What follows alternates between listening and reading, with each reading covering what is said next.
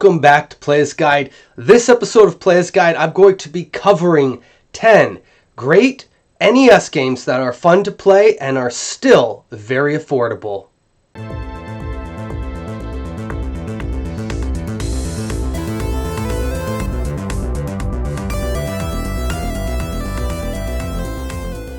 Thanks for tuning in to this episode of Player's Guide. If you're an NES collector or retro gamer, please consider subscribing to the channel. One small click makes a big difference. To start things off, at number 10, so this is the most expensive game on the list, and it's actually quite a bit more expensive than all the other games that you're going to see on this list, but I do still consider it affordable because you could probably find this game for $25 or less. Starting it off with Gremlins 2 on the NES. This is an action platforming game with a top-down view.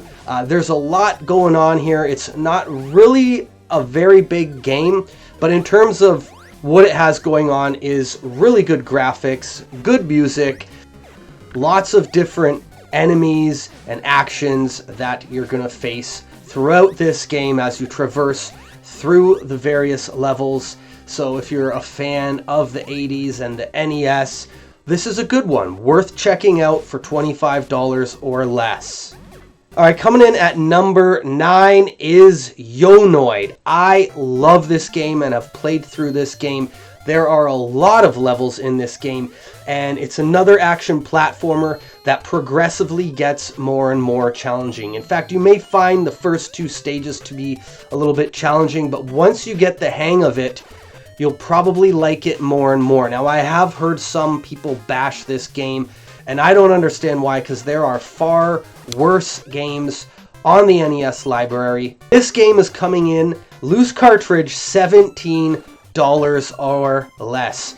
Not too hard to find, so you should be able to pick up a copy of this game. And this game features the Domino's mascot, the Noid. They added the name Yonoid because your weapon of choice is the yo-yo. Coming in now at number 8 for $16 loose cartridge is Crystalis. This is an action RPG that if you have not played this game, you must go looking for it because it is so affordable. This is a really, really good action RPG that I feel like gets overlooked quite a bit. Now, those who know. Like, if you've been collecting for a complete NES collection or been hunting and searching for hidden gems, you may already know about this one. If you don't have this one, please go get it. This game is criminally underpriced right now and a must-have for any NES collector who enjoys a good RPG. Number 7 on the list costs you around $15 or less. This is a lesser-known title. It's Roller Games. So another game that might be considered a bit of a hidden gem, and that's probably why this game hasn't gone up in value so much. This is a beat-em-up. It's also sort of an action platformer. You could even throw in racing game into it because you're riding around on rollerblades. The racing part is only in some of the levels. I'm thinking of the second one specifically where you're jumping over obstacles.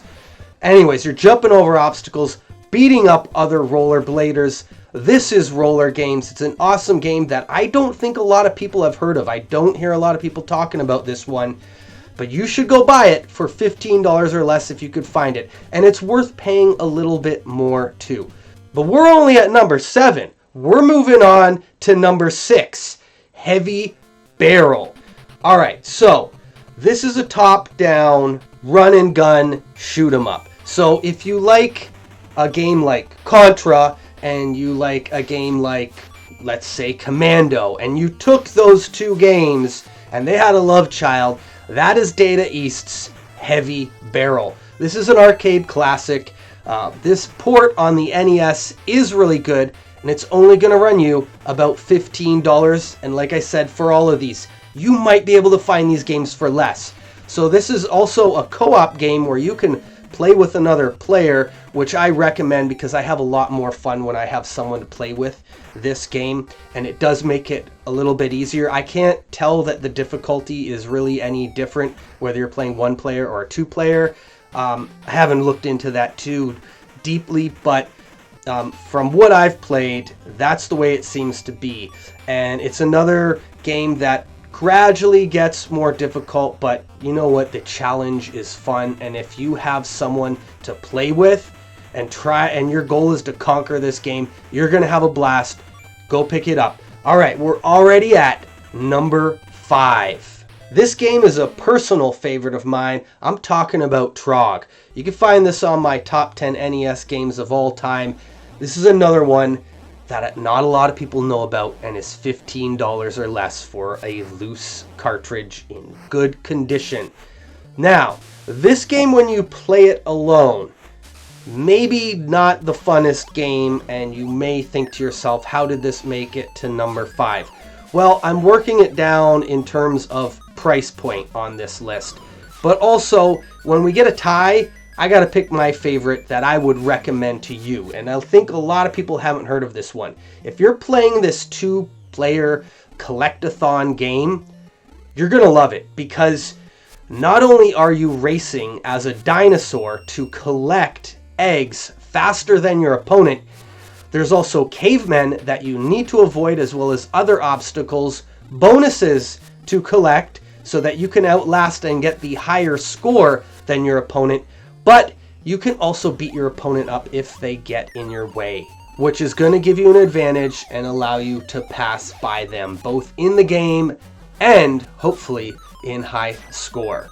All right, we're down to number 4, and this is another personal favorite, one that I truly love. I rented this game from the video store a plethora of times. I want to say 5 or 6 times back in the day.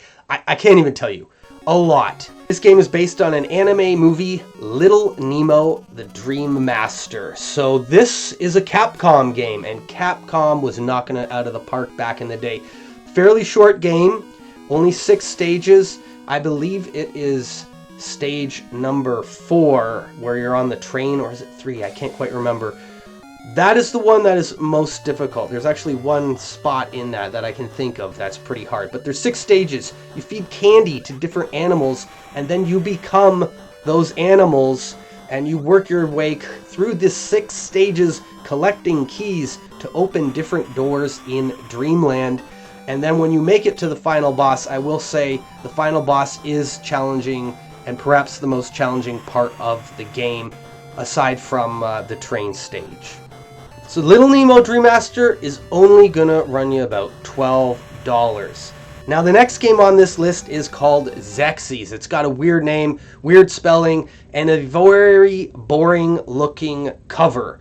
The cartridge is going to be about $10 or less, and it's a very common game to find. This game is not just a space shooter and not just an action platformer. There's a lot going on, different collectibles. I haven't really figured the entire game out myself, but yes, it is a combination of action platforming and space shooting with a bunch of collectibles, various stages and enemies. You're going to have fun with this one, especially for that price point. Number 2 on the list, and if you have not heard of this game, it's another Data East game that is great, and it's also coming in at $10 or less, Karnov. You may know Karnov from the Neo Geo game Karnov's Revenge, or you may know him from Bad Dudes. He's a Data East character who got his own game on the NES, and it's great. I love this game. Now, another game that doesn't have too many stages to it, it's an action platformer. It has this really cool mechanic where you collect different items that you do need throughout the stages to either get more collectibles or make the stage easier for you to play. And you could get Karnov all jacked up and powered up as he fights different monsters and crazy looking enemies.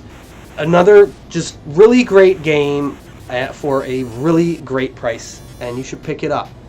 Alright, we have now reached the number 1 game on the list, and I will tell you this, it is under $10. I got it at $9 or less at today's current market for a loose cart NES copy of Gyruss. So Gyruss is a space shooter, but not like most other space shooters.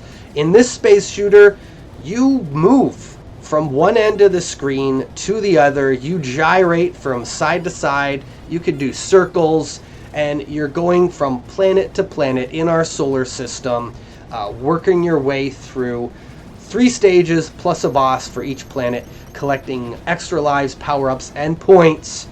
This is a really great game that gets progressively challenging and is very well balanced. Controls are solid. Now, it's just a space shooter, and you might be thinking to yourself, Ted, this is at number 1. How could you put it at number 1? This is my list. It's the cheapest game on the list, and it's a really good game. This isn't a list necessarily of, hey, these are the best games. They're really great games that are very affordable today that you should go add to your collection. In fact, you could probably pick up all 10 of these games anywhere between $100 to $150 today, no problem, maybe on eBay or at your local game store. It shouldn't be that hard. So you got a whole bunch of a huge variety of games to play on your NES. Add these games to your collection, and if you don't have some of them, it's going to be even cheaper for you. Thank you so much for tuning in to this episode of Player's Guide. If you're a retro gamer or collector, stick around. I got more episodes coming in the new year for you to enjoy. Until next time, I'll catch you on the flip side.